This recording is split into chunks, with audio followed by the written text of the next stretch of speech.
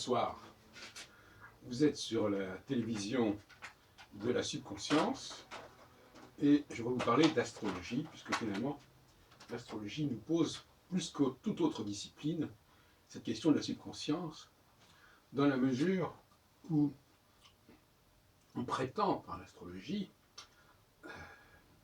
on prétend que les astres et nous sommes reliés quelque part, en dépit du fait que dans bien des cas, nous n'avons aucune connaissance individuellement du cosmos, que nous ne regardons pas, que nous ne connaissons pas, que nous le décrivons. Bon, il y a quelques siècles, les gens avaient une connaissance beaucoup plus pointue des planètes, des constellations, des étoiles. Ce n'est plus le cas aujourd'hui. Donc on pourrait dire, bon, bah, écoutez, dans un monde où on ignore cela, et où aussi la visibilité du ciel est médiocre du fait de la pollution, notamment dans les villes, l'astrologie a encore moins de chances de fonctionner.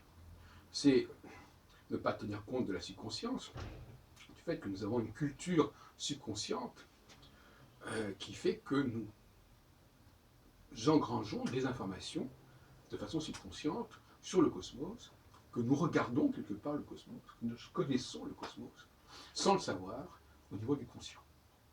Cette petite introduction étant faite, je vais revenir sur les grands principes de cette astrologie que moi-même je défends et qui est tout à fait minoritaire dans le champ des activités astrologiques au monde. Je suis un peu un hérétique, mais en même temps, au contraire, je pense que ce sont les autres qui sont des hérétiques. En fin de compte, il y a un phénomène qui est la conjonction, qui est le phénomène le plus intéressant, mais il y a un autre phénomène qui s'appelle la disjonction, et je propose de raccorder ce mot disjonction à celui d'implosion.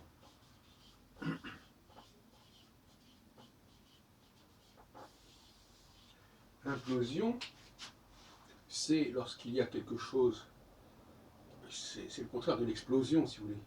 L'implosion, c'est quelque chose il y a un contenu qui se réduit, il y a un contenu qui se défait, qui fait que la structure va s'écrouler en quelque sorte. Et quand la conjonction se constitue, on peut dire que ça renforce la structure hiérarchique, la structure sociale, et quand Saturne, on le représente comme ça en général, est éloigné et distant d'une étoile, on peut représenter par un astérisque si vous voulez, eh bien, il y a implosion. Le signal que nous renvoie le cosmos est un signal qui devient de plus en plus flou, de plus en plus vague, et par conséquent qui ne fonctionne pas. Et ceux qui sont les moteurs de cette structure ne sont pas, en quelque sorte, mus par ce signal, et donc par conséquent, il y a un vide, il y a un manque, il y a une carence, et c'est l'implosion. Alors, des moments d'implosion, nous en avons connu un grand nombre, puisqu'en fin de compte, on en connaît tous les 7 ans. 2011 est l'implosion. 1989 est une implosion. 1968 est une implosion. Et on pourrait augmenter les chiffres, comme par exemple 1960, 8 ans avant mai 68, ça a été également une implosion de l'Empire français, comme vous savez.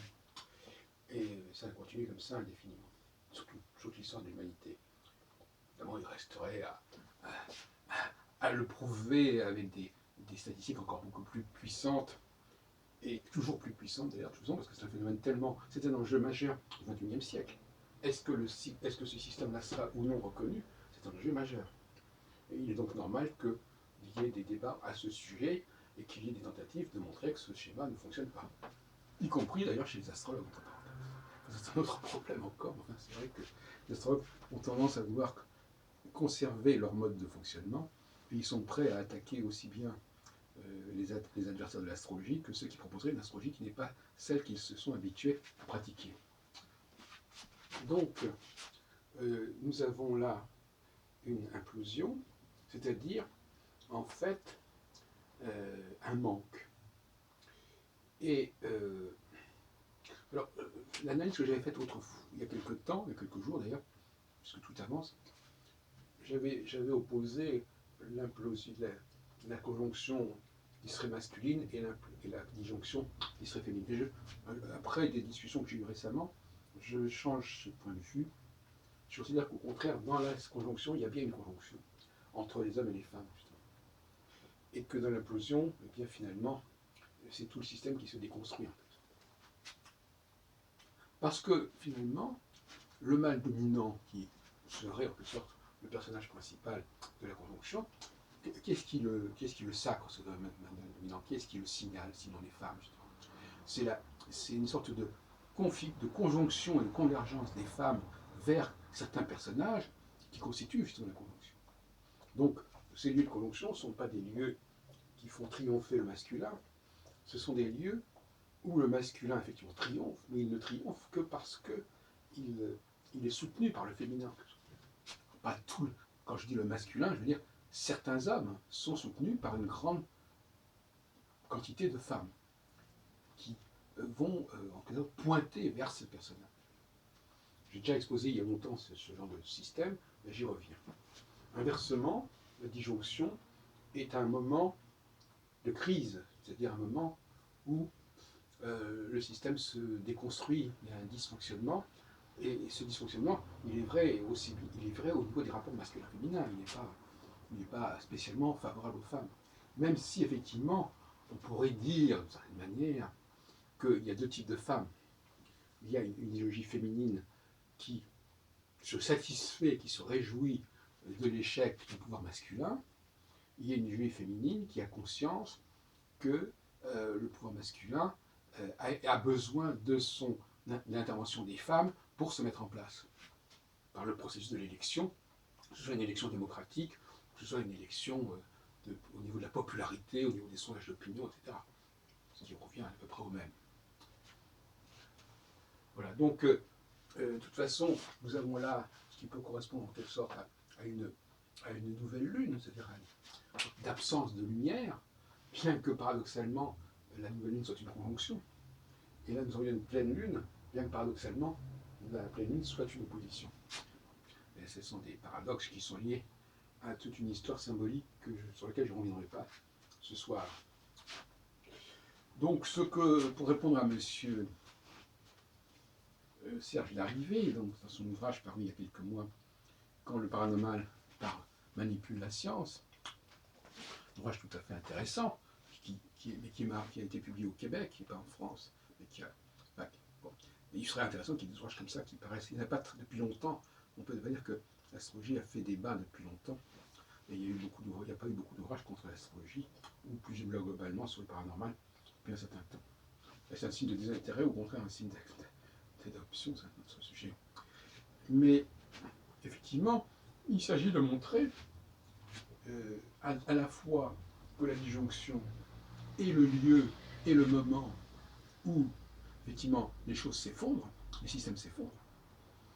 Parce qu'au fond, contrairement à ce que certains astrologues pourraient croire, ou certains chercheurs, certains politologues, des événements comme mai 68, comme décembre 89, ou comme le printemps arabe du début de l'an 2011, qui correspondent tous trois à cette fameuse disjonction, c'est-à-dire à cet écart angulaire entre Saturne et une des 4 étoiles fixes royales, c'est quelque chose qui est de l'ordre de l'implosion, en fait. C'est-à-dire que ce n'est pas lié à une planète qui agirait, mais c'est plutôt lié à une absence de signal. Et c'est là aussi que je me démarque de mes confrères. L'absence de... Encore qu'en Allemagne, on ait compris depuis longtemps cette problématique, jusqu'à un certain point. Mais il y a des événements astrologiques qui sont marqués par une absence de signal, donc par une absence de configuration, ou si on préfère, par un aspect et non pas par une conjonction. La conjonction est la marque de la présence, par définition, la marque de la visibilité, et l'aspect, c'est précisément quelque chose qui ne se voit pas.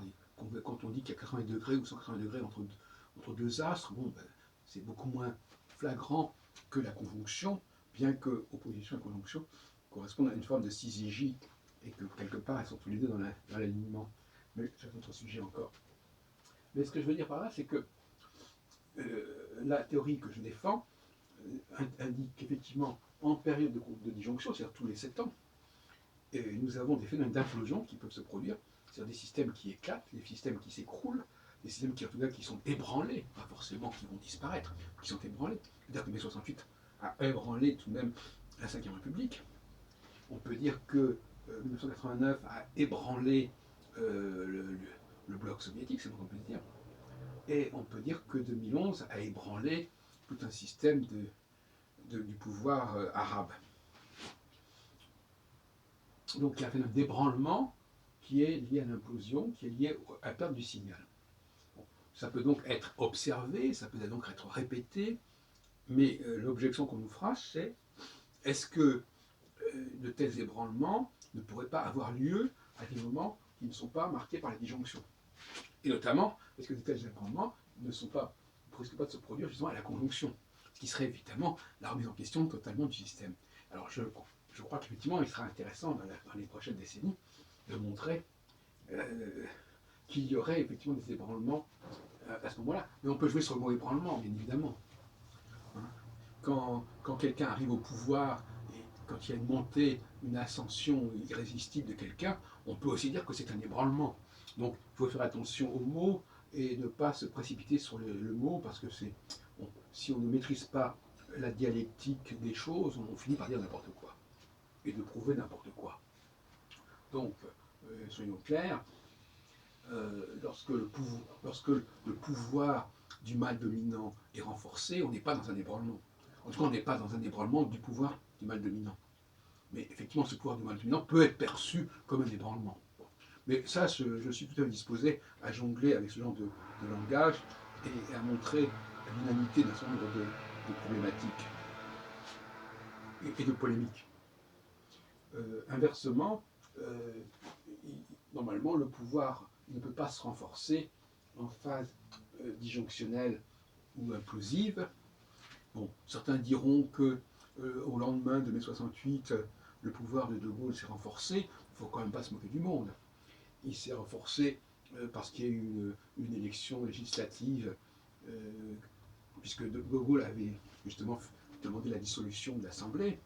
Mais on sait que quelques mois plus tard, en tout cas l'année suivante, il va quitter le pouvoir. Donc il faudrait quand même prendre du recul et voir que ce n'est pas vraiment ce qu'on peut appeler un renforcement du pouvoir solitaire de De Gaulle en 68. Il ne faudrait quand même pas se moquer du monde. Mais effectivement, il semble, et je terminerai là-dessus, il semble qu'effectivement la conjonction renforce le pouvoir des leaders qui sont des leaders quelque part, alors je dirais des leaders qui ont une puissance, ont un charisme qui leur permet en quelque sorte de fasciner le peuple. Il ne faut pas oublier que des personnages comme Hitler, par exemple, ont fasciné le peuple. C'est une évidence. Donc on ne peut pas opposer le leader au peuple. Le leader, c'est peut-être une erreur que j'ai faite dans quelques formulations que j'ai faites récemment, je reviens là-dessus, n'est-ce pas? Le peuple n'est pas dans une sorte de dialectique avec le leader.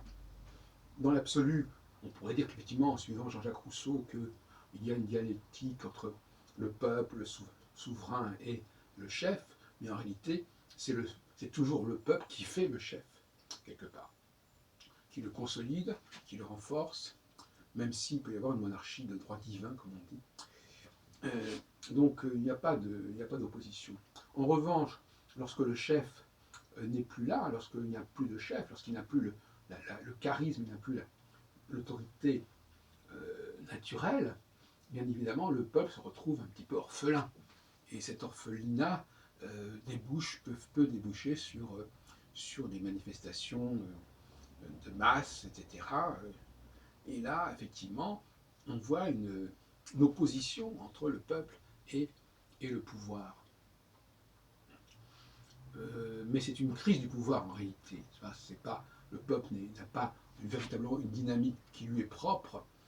Enfin, il a une dynamique qui lui est propre, qui lui permet d'aller vers le pouvoir et de reconnaître ce pouvoir, mais en vérité, il ne peut véritablement agir qu'en passant par le leader. Le leader est un personnage qui est totalement incontournable de toute manière. Mais tantôt il est soutenu par le peuple, il est propulsé par le peuple, et tantôt il est rejeté par le peuple. Et pour revenir à la question des hommes et des femmes, effectivement, je dirais que la subconscience des femmes les amène à reconnaître certains leaders. Donc finalement, même si elles ne sont pas elles-mêmes des leaders, elles sont un élément essentiel de leur reconnaissance. Et dans tous les domaines d'ailleurs. C'est pour ça qu'elles sont souvent en porte-à-faux. On leur dit, mais oui, mais en fin de compte, demain, il y aura autant de femmes au tout premier niveau, dans tous les domaines, que les hommes, c'est parce qu'on va changer le système éducatif, ça, on va changer les discours qui vont être tenus dans les écoles, dans les familles, ça. Ça, c'est du pipeau. Effectivement, euh, les femmes doivent savoir qu'elles ont un rôle majeur à jouer dans la reconnaissance des meilleurs éléments masculins. C'est une évidence. Et là, on retombe dans la problématique tout à fait banale des spermatozoïdes qui sont éliminés et donc qui sont sélectionnés par l'ovule. C'est un peu un phénomène de ce genre-là qui se produit. Beaucoup d'appelés, beaucoup d'hommes appelés et peu d'élus.